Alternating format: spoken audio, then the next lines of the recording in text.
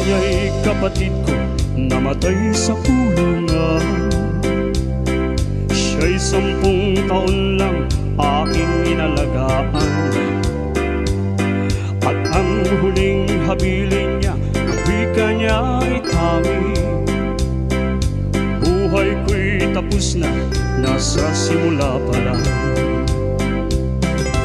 Oh, anak ko'y pangako sa akin, sala kong nagawa'y huwag mong gawin. Di na matitiis ang naranasang pasakit, sana ako'y iyong maunawaan.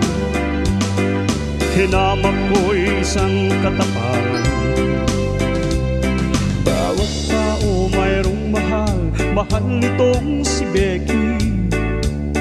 Ngunit di na ipakitang